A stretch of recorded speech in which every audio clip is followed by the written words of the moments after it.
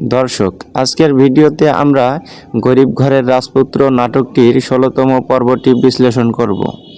আর ১৬তম পর্বটি বিশ্লেষণ করার আগে ১৫তম পর্বে কি ঘটেছিল সেই সম্পর্কে একটু জেনে নেওয়া যাক। দর্শক, ১৫তম পর্বে আমরা দেখতে পাই অনিক এবং মেঘলার দ্বন্দ্ব কিন্তু এখনও কমেনি। যেহেতু অনিকের শত্রুকে টেন্ডার দিয়ে দিয়েছিল মেঘলা, সেহেতু অনেক রেগে যায় এবং রেগে মেঘলার বস্তিতে যায় এবং সেখানে মেঘলাকে বলে আসে, আমি আর এই সম্পর্ক রাখতে চাই না, তাই আমি তোমাকে ডিভোর্স দিতে চাই।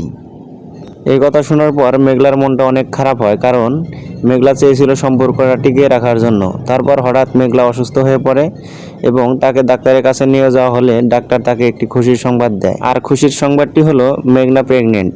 আর এই কথাটি শোনার পর মেঘনা আরও অনেক বেশি ঘাবড়ে যায়, কারণ মেঘনা এবং অনিকের সম্পর্কটা কিছুদিন থেকে অনেক বেশি খারাপ যাচ্ছে। তাই মেঘনা এত কিছু না ভেবে অনিকের কথায় রাজি হয়ে যায়।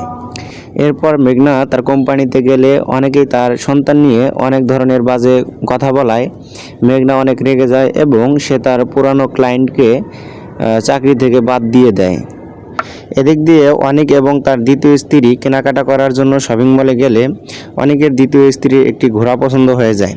আর এই ঘোড়াটা কিন্তু মেঘলা আগে থেকেই কিনে রেখেছিল, তাই দোকানদার এই ঘোড়াটি দিতে না চাইলে অনেক রেগে যায় এবং রেগে গিয়ে কিন্তু ঘোড়াটা ভেঙে ফেলে এবং এটা নিয়েও কিন্তু অনিক এবং মেঘলার মাঝে অনেক বেশি দ্বন্দ্ব শুরু হয়ে যায়। সেখানে অনিক এবং মেঘলার কি এই দ্বন্দ্ব কি শেষ হবে?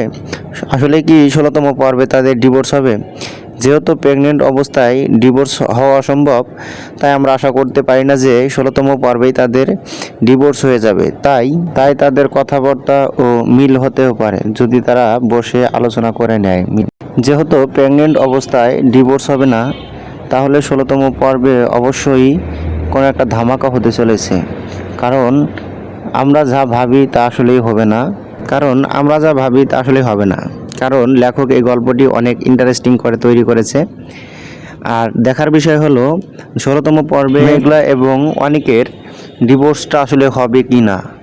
যেহেতু মেঘলা এবং অনিক তাদের দুজনের কেউই এই সম্পর্কটা রাখতে চাইতেছে না, আর এদিকে অনিকের দ্বিতীয় স্ত্রীও তাকে ডিভোর্সের জন্য প্রেশার দিচ্ছিল, তাই অনিক কিন্তু রাজি হয়ে যায় ডিভোর্সের জন্যে। আর অনেক মনে করে মেঘলা তাকে অনেক ছোট করতেছে। তো সবাই কমেন্টে বলেন আসলে এই ১৬তম পর্বে তাদের ডিভোর্সটা আসলে হবে কি না। আর এই ধরনের ভিডিও পেতে আমার চ্যানেলটি সাবস্ক্রাইব করবেন, পাশে থাকা বেল আইকনটি বাজিয়ে দিবেন এবং নতুন ভিডিও পাওয়ার জন্য আমাকে উৎসাহিত করবেন।